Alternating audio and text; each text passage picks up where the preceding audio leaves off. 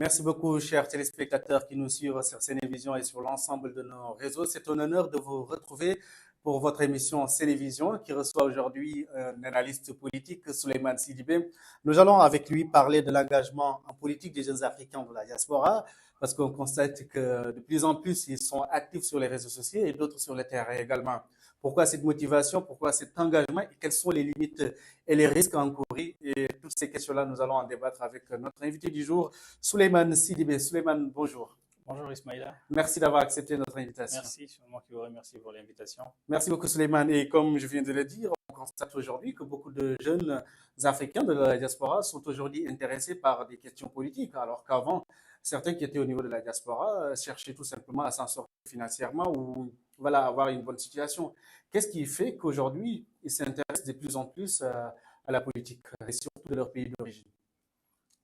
Effectivement, de plus en plus de jeunes Africains s'intéressent de nos jours à la politique. Ceci est dû au fait de la mondialisation. Aujourd'hui, le monde est devenu, il y a bien longtemps, par rapport à notre âge à nous, que le monde est devenu un village planétaire. Donc, nous avons des informations qui circulent par les biais des réseaux sociaux. Les gens voient les différences structurelles, fonctionnelles dans les États. Donc, cela pousse beaucoup de jeunes à s'engager pour un meilleur développement, pour lutter contre le mal-développement en Afrique, pour un meilleur vivre ensemble aussi. Et cela s'agrandit dans plusieurs terrains. Alors, certains, on les appelle des activistes dus à la virilité de leur message. Est-ce qu'aujourd'hui, avoir une certaine forme de communication et surtout à travers les réseaux sociaux peut faire d'une personne quelqu'un qu'on note comme un activiste ou quelqu'un à qui le gouvernement doit se méfier? Aujourd'hui, avec la puissance, la force des réseaux sociaux, la parole a une importance centrale dans notre société. Il y a des problématiques cruciales dans nos pays et chaque problématique appelle à des types de personnes. Je vais quand même être un peu plus long dans ma réponse. Nous avons dans tout combat, parce qu'en Afrique, on a des combats, on a plusieurs combats, on a repéré nos combats, on a vu ce qui ne va pas. Nous avons en quelque sorte politisé nos inquiétudes. Maintenant, comment faire face à ces multiples défis que nous avons dans nos pays? Il y a d'abord les théoriciens, il y a les militants, il y a les analystes, enfin les militants, il y a les activistes. Voilà. Aujourd'hui, on a du tout. On a du tout. Effectivement. Et moi, j'ai eu l'occasion de faire certains entretiens avec ce qu'on appelle les activistes, ou c'est ce qui sont aujourd'hui les jeunes de la diaspora qui sont très actifs sur des questions politiques. Mais beaucoup d'entre eux n'étaient pas politisés avant d'être venus en Europe ou dans d'autres pays de la diaspora. Qu'est-ce qui pourrait expliquer qu'une fois en Europe ou dans d'autres pays, ils commencent à s'intéresser à la politique de leur pays? Ouais, comme je l'ai dit, c'est le fait de politiser ces inquiétudes. On vient dans un pays où on trouve une structure sociale de taille. Les personnes arrivent à se soigner, arrivent à s'inscrire à la fac pour bon nombre d'étudiants que nous sommes ou que certains étaient il n'y a pas longtemps, pour bon nombre d'enseignants même ici aujourd'hui. Dans la diaspora africaine, il y a des enseignants, il y a des chercheurs, des professeurs. Donc le fait d'arriver dans un contexte culturel, dans un contexte, disons même politique, et trouver qu'il y a la mise en place de structures de taille, cela donne envie aussi de comparer, parce que c'est l'humain qui est ainsi. Donc, la plupart des jeunes qui arrivent ici, confrontés à multiples défis, et veulent coûte que coûte, vaille que vaille, éviter cela aux futures générations ou penser à un meilleur vivre en Afrique également. Alors, une communication qui n'est pas souvent bien perçue par les autorités des pays d'origine, parce que beaucoup de jeunes sont aujourd'hui fichés, si je peux le dire ainsi, parce qu'ils ne peuvent pas retourner chez eux.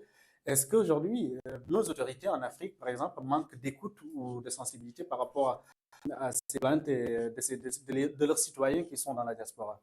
Effectivement, on a des pays où on a des structures boutiques, on a d'autres pays où on a des structures militaires, on a d'autres pays où on a des structures où on parle de démocratie ou de pseudo-démocratie. Donc, la parole de ces jeunes, la parole qui s'est libérée dans l'espace public, qui n'est pas contrôlée.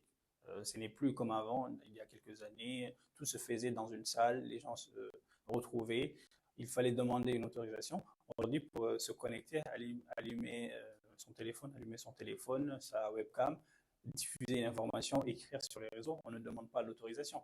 Voilà. Quand on parle de ces réseaux sociaux-là, on passe à Internet également. Est-ce qu'il n'y a pas une sorte d'anarchie? Parce qu'on voit du tout et certains messages aussi sont virulents à l'endroit donc, de nos autorités en Afrique. Effectivement, il y a, comme dit Meden Hagan, rien de trop. Moi, je pense qu'il faut s'engager, dans mon avis, s'engager pour les causes justes et les causes qui font évoluer la collectivité, qui font évoluer le pays. Mais on voit aussi, comme tu l'as souligné, de l'anarchie. Et ça, c'est à condamner. Et ce qu'il faut souligner aussi, c'est qu'il y a certains jeunes qui pensent que quand on est dans la diaspora, on est beaucoup plus éveillé, on est beaucoup plus patriote que ceux qui sont restés au pays. Est-ce que cette forme de communication aussi ne peut pas créer des ruptures ou des conflits entre ceux qui sont ici et ceux qui sont ailleurs? Effectivement, comme je l'ai dit, quelqu'un qui est sur le terrain, il vit au quotidien la misère sociale, si on peut qualifier ainsi. Parce qu'il y a, quand on parle de jeunes africains aujourd'hui, il y a plusieurs types de jeunesse. Il y a une jeunesse qui vit, qui a une cuillère en or dans la bouche. Il y a une autre jeunesse qui vient d'en bas. Il y a une jeunesse qui est entre les deux classes sociales.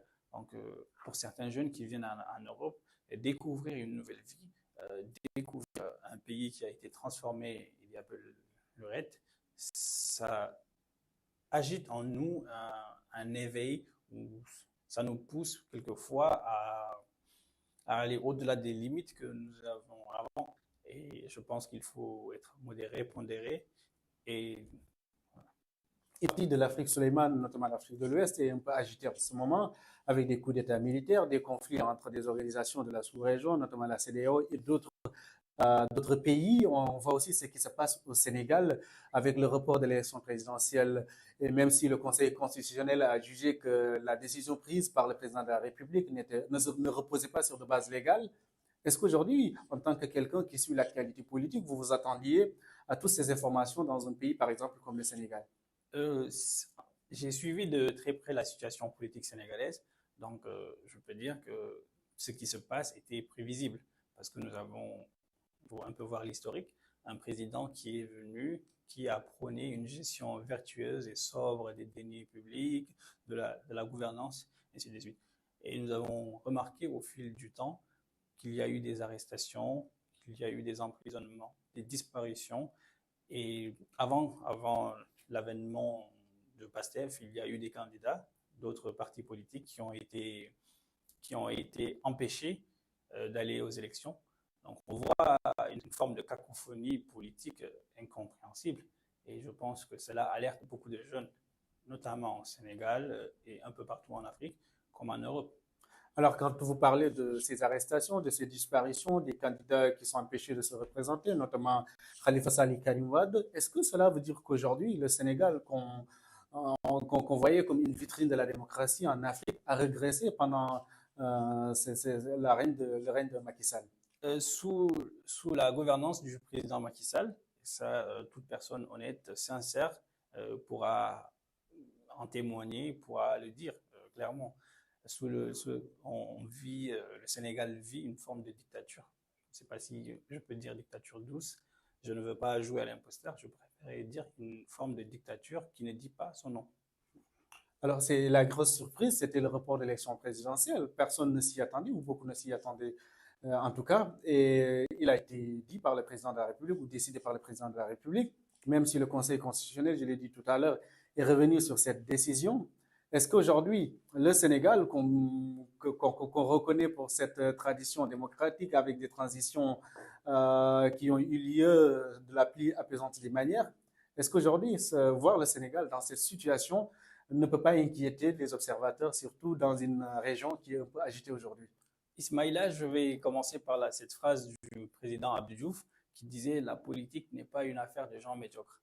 Donc, je pense qu'il avait assez résumé la situation politique sénégalaise.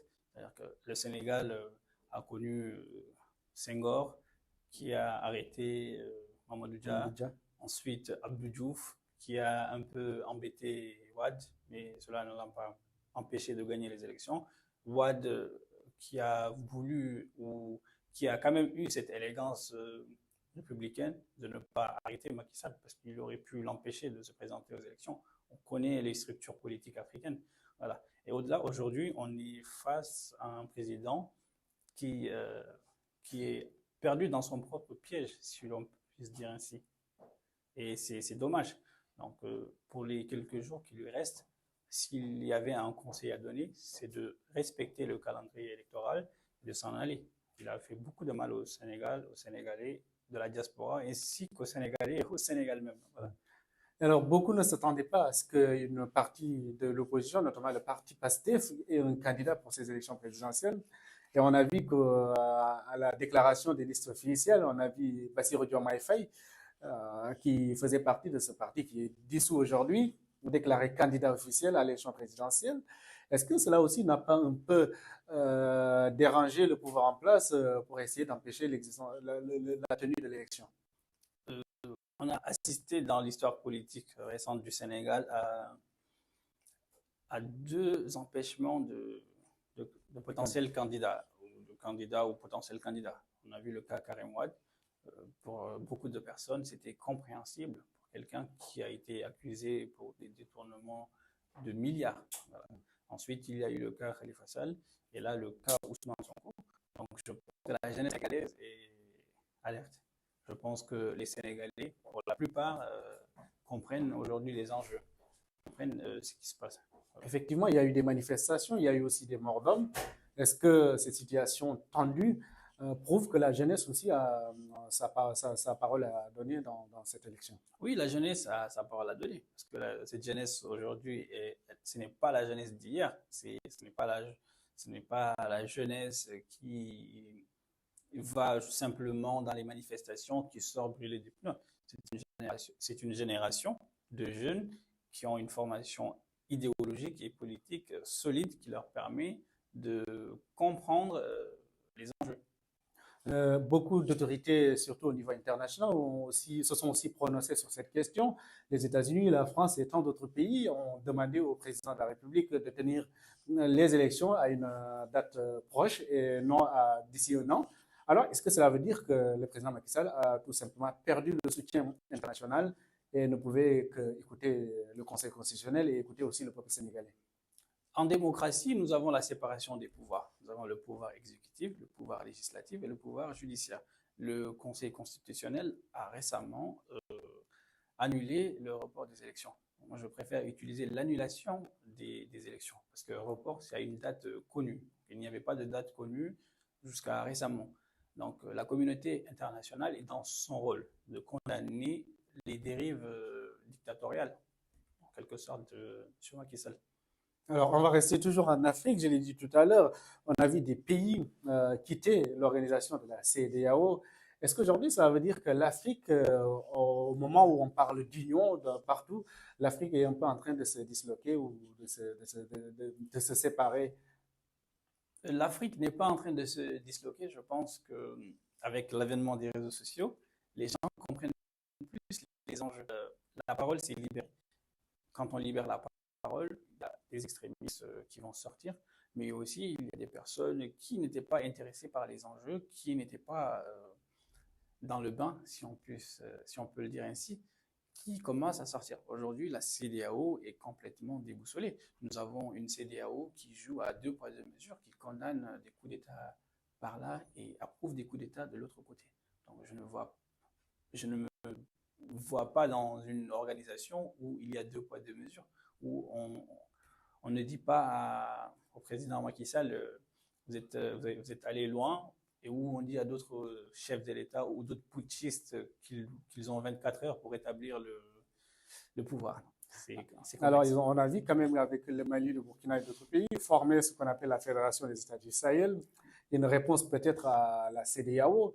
Est-ce que cela veut dire que la CEDEAO aujourd'hui n'est pas en mesure de jouer pleinement son rôle pour les États qui la composent? Il me semble que la création de la CEDEAO avait pour but l'économie, pas militaire ou autre. Peut-être que ça a évolué au cours du temps. Je ne maîtrise pas ce qui se passe dans cette organisation, mais de loin, je remarque qu'il y a des failles. qu'il y a défaillance. Effectivement, parce que même si son rôle à la base c'était l'économie, quand même, quand il y a eu un coup d'État au Mali, on a vu quand même prendre des sanctions économiques, notamment mettre en embargo tout un pays, alors qu'il n'y avait pas de consultation à la base pour voir ce qu'en pensaient les Maliens sur ce coup d'État. Est-ce que prendre des décisions à la place d'un peuple aussi peut être considéré comme quelque chose de légitime? Je ne dirais pas que c'est légitime, mais toute organisation, qu'elle soit internationale ou nationale, est à travers la culture démocratique, à travers l'engagement citoyen, la culture démocratique, la culture républicaine, condamnée en coup d'État. Aujourd'hui, le Mali est en crise, d'autres pays aussi de la sous-région sont en crise. Euh, je suis démocrate et je pense que la gestion du pouvoir revient aux civils et la gestion des frontières revient aux militaires. C'est-à-dire une armée doit être une armée républicaine. Aujourd'hui, on est dans une forme de cacophonie politique. Avec l'avènement des militaires au Mali, certains parlent de changement, d'autres parlent d'amélioration, d'autres parlent de souveraineté territoriale. Bon, essayez quand même d'observer et de comprendre. Alors, on va rester toujours sur cette question de démocratie, et notamment le sujet du jour, l'engagement des jeunes de la diaspora dans la politique en Afrique. On considère également que beaucoup de chefs d'État africains ont commencé leur engagement politique au niveau de la diaspora. Certains leaders ont été formés ici en France ou dans d'autres pays, et une fois au pouvoir, ils sont considérés comme des dictateurs ou en tout cas sont moins appréciés qu'ils ne l'étaient avant d'arriver au pouvoir. Est-ce qu'ils sont rattrapés par ce qu'on appelle les réalités du pouvoir ou qu'est-ce qui se passe réellement? Je pense je fais toujours attention aux légendaires opposants. Parce que je dis souvent, quand on combat quelque chose, à force de regarder l'abîme nous regarde aussi. C'est une citation d'un philosophe. Et quand on l'applique en politique, on s'aperçoit que cette citation est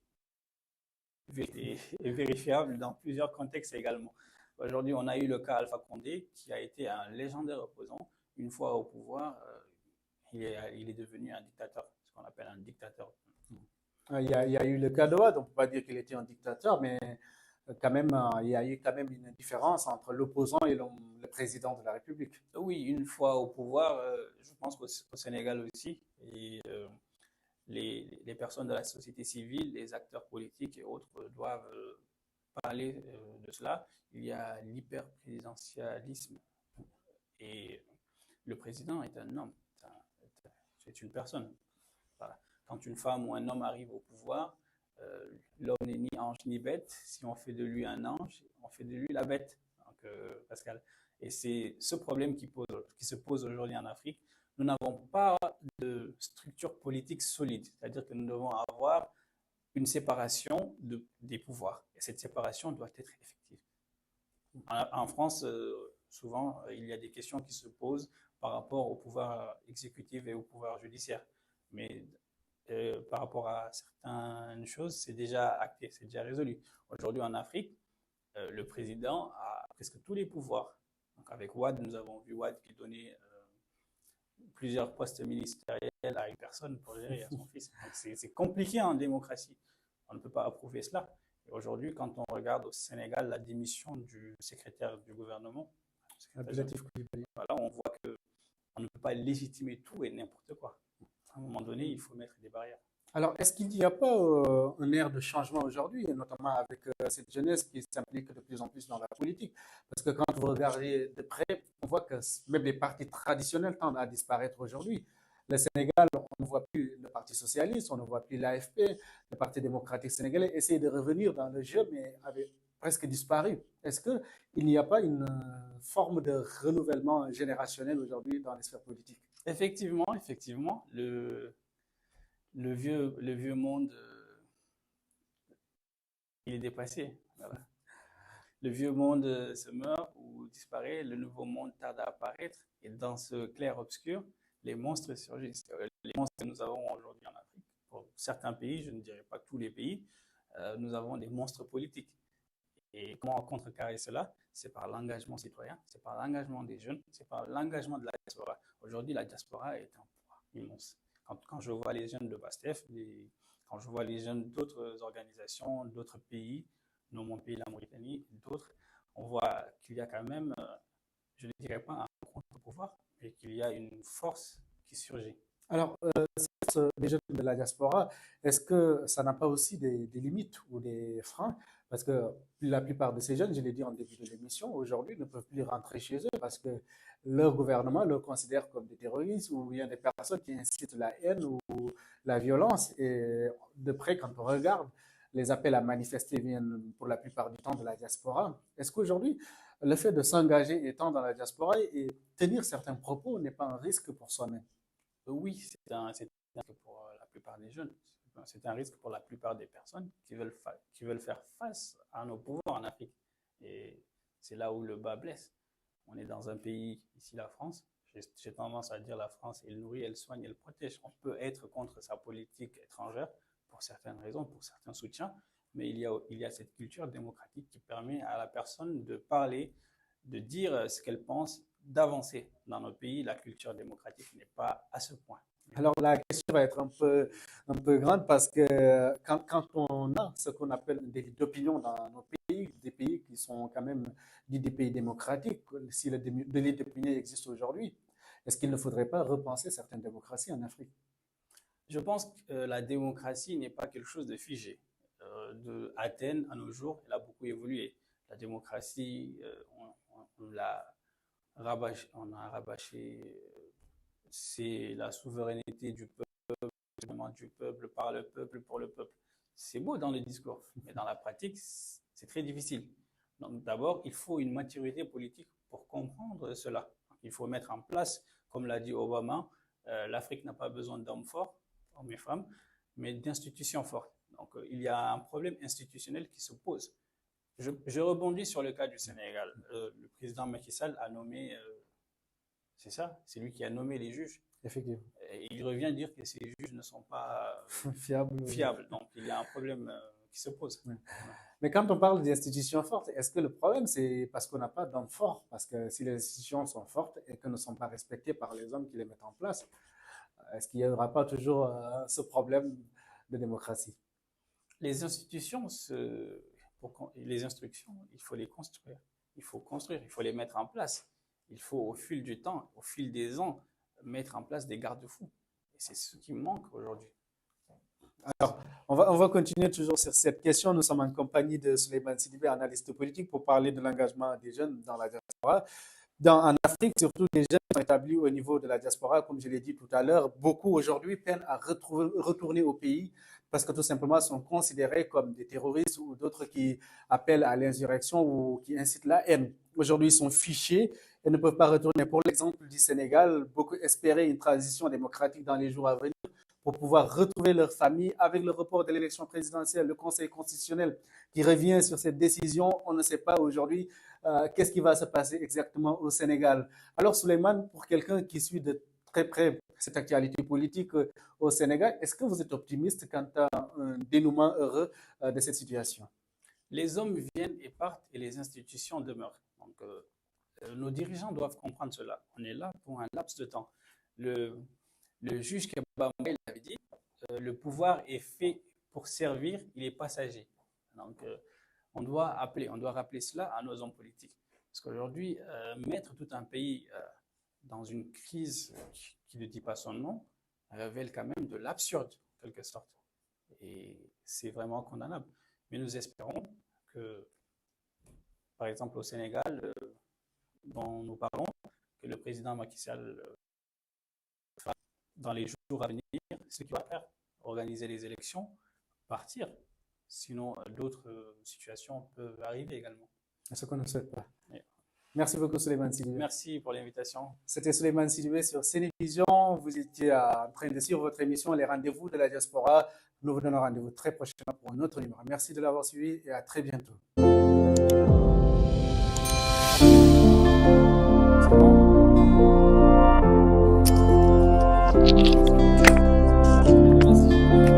Non, pas du tout.